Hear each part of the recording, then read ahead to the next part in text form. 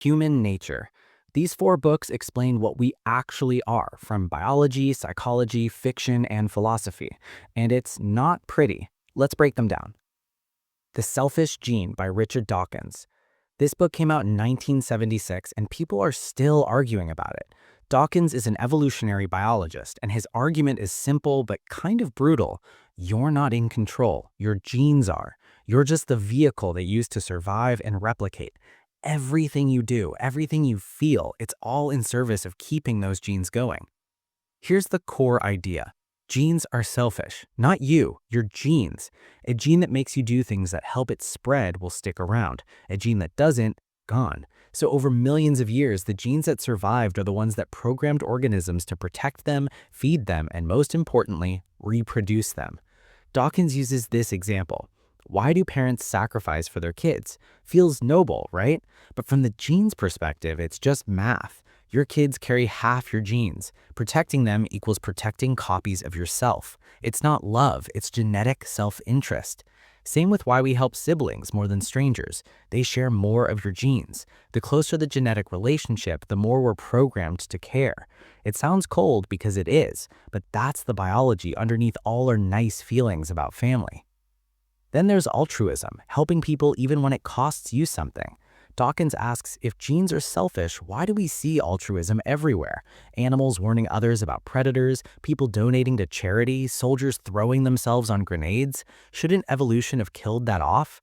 His answer, altruism helps genes spread, just indirectly. If you help your group survive, your genes survive. It's called reciprocal altruism. I'll help you now because you might help me later, or someone in my group will. It's a survival strategy that benefits everyone's genes. But here's the uncomfortable part. Even when you think you're being selfless, there's a biological program running in the background, calculating whether it's worth it. Generosity isn't pure, it's strategic, at least on a genetic level. Dawkins did get accused of being reductionist, like he's saying love and kindness aren't real, they're just genetic tricks. I don't think that's his point. He's just saying there's a layer underneath our feelings that we don't usually think about. Doesn't make the feelings fake, just makes them more complicated. So, biology says we're programmed by genes, but what about our minds? How do we actually make decisions? That's where psychology comes in. The Righteous Mind by Jonathan Haidt. Jonathan Haidt's The Righteous Mind, Why Good People Are Divided by Politics and Religion. Haidt's a social psychologist who wanted to understand why people disagree so strongly on moral issues. Not just disagree, like genuinely can't understand how the other side thinks. And what he found is that morality doesn't work the way we think it does. First big idea, intuition comes first, reasoning comes second. We like to think we're rational. We weigh evidence, consider arguments, then form opinions. But Haidt's research shows that's backwards. We make moral judgments instantly based on gut feeling. Then we come up with reasons to justify what we already decided. He calls it the emotional dog and its rational tail. The dog decides where to go, and the tail just follows along, wagging. You don't reason your way to thinking murder is wrong. You just feel it's wrong immediately. Then you invent reasons why. This is why arguing with people about morality almost never works. You're not actually debating logic. You're trying to change an emotional response that happened before they even started thinking. And emotions don't respond to facts the way we wish they did. Second big idea, morality binds and blinds. Haidt identifies 6 moral foundations that humans care about: care, fairness, loyalty, authority, sanctity, and liberty. Different cultures and political groups weigh these differently. Progressives focus heavily on care and fairness, protecting the vulnerable, equality. Conservatives value all 6, especially loyalty, authority, and sanctity, tradition, order, the sacred. Neither is wrong, they're just speaking different moral languages. Morality makes groups stick together, which is great for the group, but it also blinds you to the other side's perspective. Your moral foundations feel so obviously right that anyone who weighs them differently seems either stupid or evil. Haidt's point, we're not designed to understand each other. We're designed to protect our tribe. Cooperation across groups is hard because human nature keeps pulling us back to us versus them. This makes a lot of people uncomfortable because it suggests there's no objective moral truth, just different emotional wiring. Maybe that's true, maybe it's not, but it does explain why changing someone's mind feels impossible. You're not fighting logic, you're fighting biology. So, psychology says morality is emotional and tribal, but what happens when you violate your own moral code? Fiction shows what guilt actually does to a person. Crime and Punishment by Dostoevsky. Russian literature, 1866. It's long, it's dense, but the premise is simple. A guy named Raskolnikov decides to murder someone, does it, and then spends the rest of the book falling apart. Dostoevsky wants to know, can you justify doing evil if the outcome is good? And can you live with yourself afterward? Raskolnikov's an ex-student, broke, brilliant, isolated. He convinces himself that some people, extraordinary people like Napoleon, are above normal morality. They can break rules if it serves a greater purpose. So he kills a pawnbroker. She's cruel, exploits people, hoards money. He tells himself it's justified. He'll take her money, use it to help others do good in the world. One bad person dead, many good people helped. Utilitarian math, clean logic. Except the moment he does it, everything collapses. He didn't account for the guilt. Not moral guilt from society, internal visceral guilt that he can't rationalize away.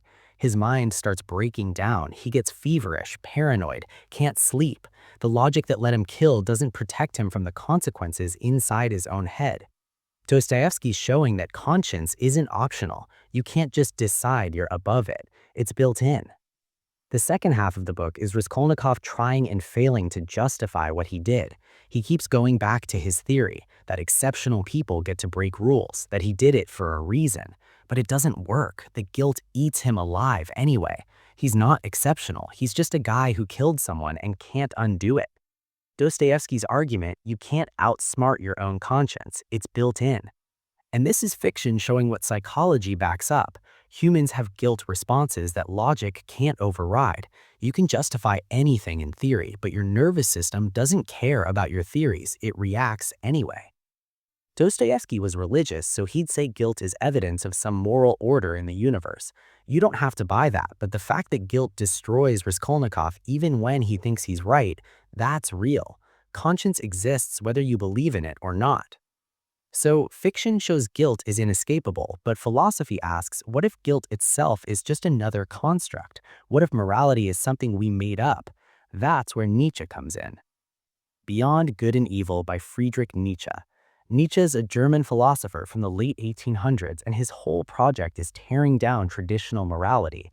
He thinks Christianity and Western philosophy have made people weak by teaching them to value humility, equality, and self-sacrifice. And he wants to know, what if morality isn't truth? What if it's just a tool? Nietzsche's main claim, morality was invented by the weak to control the strong. He breaks it down like this. There used to be master morality, where strength, courage, and power were good. Warriors, leaders, creators. But then came slave morality, created by people who couldn't compete physically. They flipped the script. Now weakness is virtue, meekness, humility, turning the other cheek.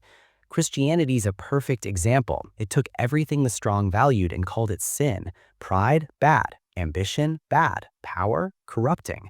Meanwhile, suffering and submission became holy. Nietzsche says this was a brilliant move by the powerless. They weaponized guilt to make strength itself seem immoral, and it worked. Now we have entire societies built on the idea that self-sacrifice is the highest good and self-interest is evil. Nietzsche thinks that's backwards. His alternative is the will to power. Nietzsche argues that what actually drives people isn't morality, it's the desire for power, growth, overcoming obstacles, not just political power, creative power, intellectual power, the drive to become more than you are. He's not saying be cruel, he's saying stop pretending you're not ambitious. Stop feeling guilty for wanting to win, to create, to dominate your field. The idea that wanting power is bad, that's slave morality talking. His famous concept, the Übermensch, the overman, is someone who creates their own values instead of accepting society's. They don't ask, is this moral? They ask, does this make me stronger? It's a total rejection of guilt-based ethics. Nietzsche would look at Raskolnikov and say the problem wasn't the murder, it was that Raskolnikov still believed in the morality he was trying to reject. He hadn't actually moved beyond good and evil. So Nietzsche's dangerous because he's easy to misread. He's not saying do whatever you want. He's saying question where your morals came from and whether they're designed to limit you. Whether you agree or not, he makes you ask, What if the rules you follow were created by people who wanted to control you? So here's what these four books say about human nature. Biology says we're gene machines optimizing for survival. Psychology says our morality is emotional first, tribal second, and almost never rational. Fiction shows that even when you justify breaking your own rules, your conscience doesn't care about your justifications. And philosophy asks, what if morality itself was just invented by the weak to chain the strong? None of them think humans are purely good. None of them think we're purely rational. What they agree on, we're way more complicated, contradictory, and driven by things we don't control than we like to admit. Which perspective makes the most sense to you? Biology, psychology, fiction, or philosophy? Let me know in the comments. If you want more books broken down like this, subscribe. Next week, I'm covering 4 banned books that explain why they were banned. See you then.